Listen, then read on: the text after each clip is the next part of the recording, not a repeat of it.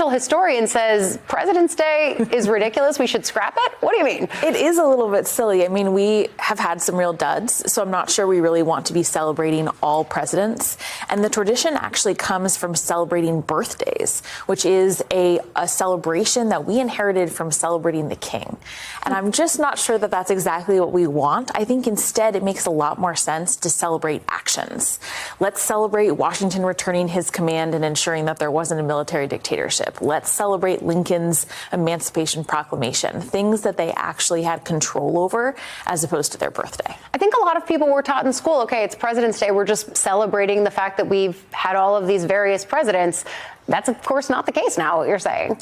Yeah, I mean, I'm not sure that we necessarily want to celebrate the people. I think that we want to have a certain respect for the office. I totally get that. And some have done extraordinary things. But by celebrating all of them, I do think it causes us to think of the president as somehow other, when in reality they are a citizen just like everyone else. We mentioned this earlier in the show, the idea that Trump posted something just over the weekend where he quoted Napoleon Bonaparte-esque, saying, "He who saves his country does not violate any law." It feels like exactly the example of what you're saying we should push against. Yeah, that's exactly right. I mean, I think if we think of a president as someone to celebrate just because they exist, which is what the king was, and that's why they celebrated the king's birthday, then it does evolve into that argument that they can do no wrong. So then your main message here for anyone who, even if they're off, is still tuning in, what would you tell them President's Day in their mind should be reframed as?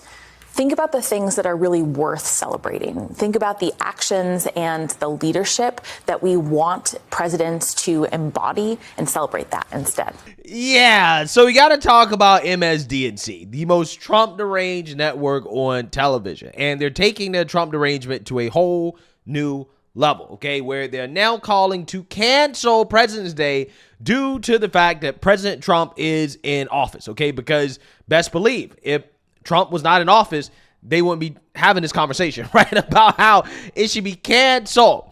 Now, here's the thing.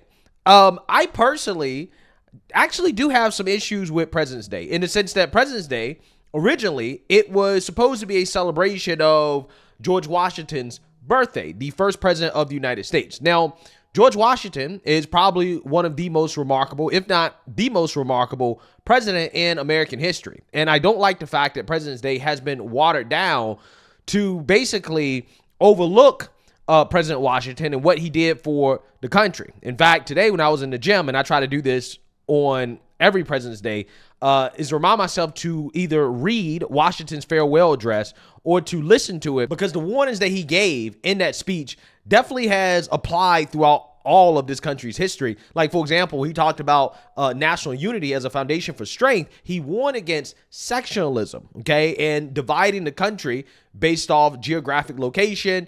And that warning came to a reality with the Civil War, okay, as you had conflict between the North and the South. He warned about the dangers of political parties and how divisive that is for the country as well, too. Look at the current state of our politics, Democrats versus Republicans. You also have President Washington warning about foreign alliances and entanglements, right? He argued that the United States should be neutral when it comes to international affairs, and that permanent alliances could drag the U.S. into unnecessary conflicts, aka look at what we're dealing with right now with NATO. Right? They're trying to drag us into this conflict, with Ukraine. So I'm just saying, I mean, there's a lot more examples I could go over if I had time to. But my point is that Trump derangement is not a legitimate reason to have issues with President's Day, in my opinion. I'm just saying that me personally, my issue with President's Day has to do with the fact that I think that George Washington should be honored on this day, because that's what the day was originally about. And the holiday has evolved to become more commercialized, like a lot of holidays in this country. And I just think that, people should take the time to really learn more about George Washington, because I really do believe that he was that great of a human being, a statesman for this country. So anyways, that's just my little side thing, okay?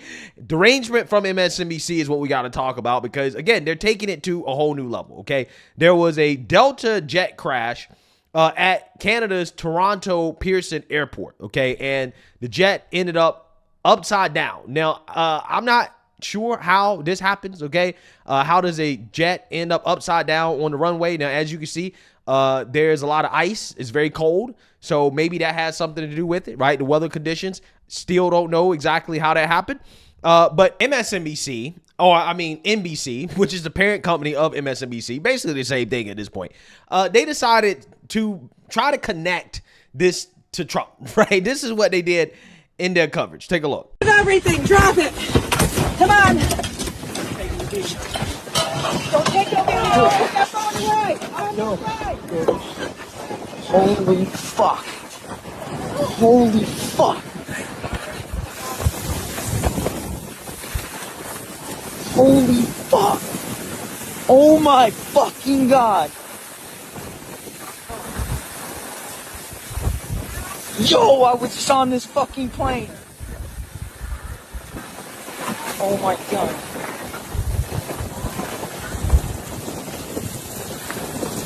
Yo, I was just on this fucking plane. Holy fuck.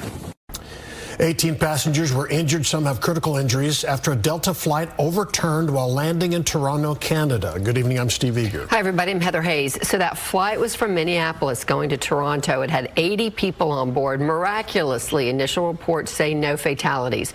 Fox 4's Sean Rabb has been following the breaking news and joins us now. Sean. Yeah, and that is the amazing news today. Again, 18 people have been transported to Toronto area hospitals. Lots of concern about those who are hurt right now in this, the fourth aviation accident in the last month, but this was a crash people walked away from. Let's take a live look now at the Pearson Airport there in Toronto. You see emergency vehicles, the plane inverted, upside down, resting on the tarmac. There's still some emergency personnel there around that Delta jet, but we never saw lots of flames, and that's, you know, part of the blessing in all of this. This plane is a CRJ-900. It's operated by Endeavor Air for Delta Air Lines. It's the biggest of the CRJ models. The fuselage in the center of your screen there, one wing is sheared off. Now, lots of snow and ice on the ground, 18 degrees, but good visibility when the plane was coming in for a landing, but strong winds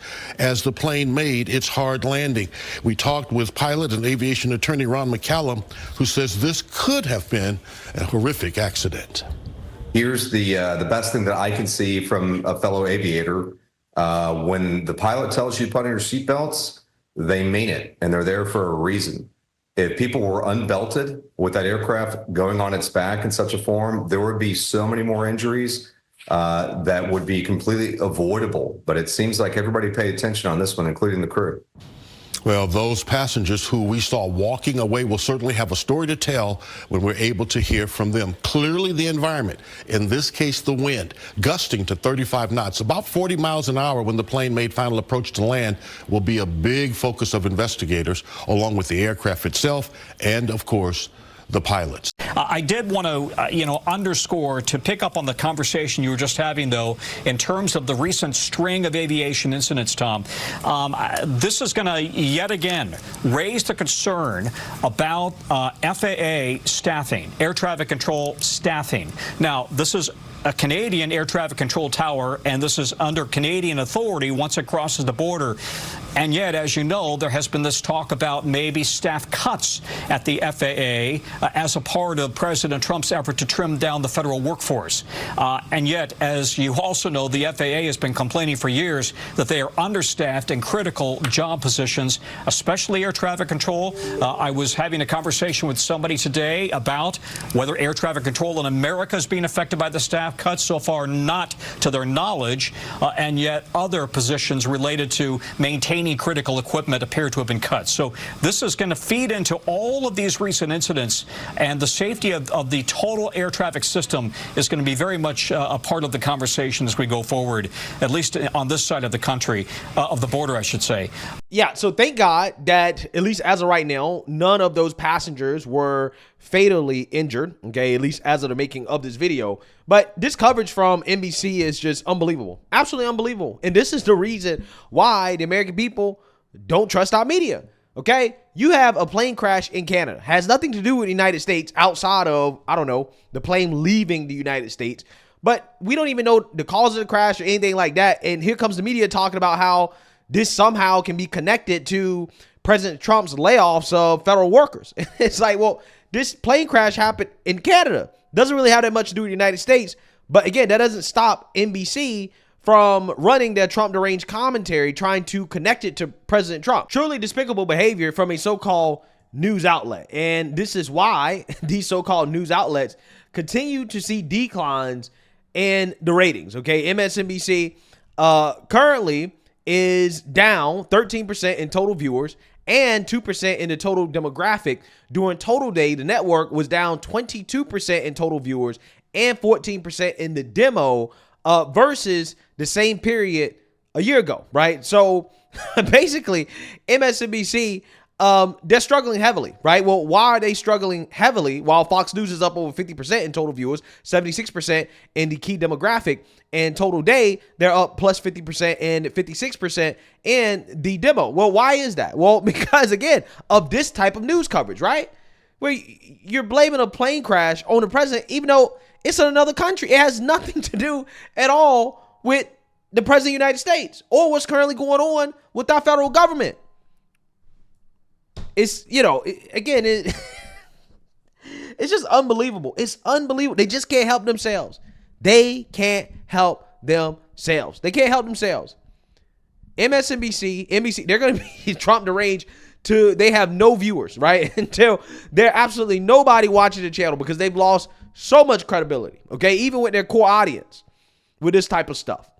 So, hey, let me know what you guys think. Make sure you like, comment, and subscribe. Most importantly, share a Black conservative perspective. Peace.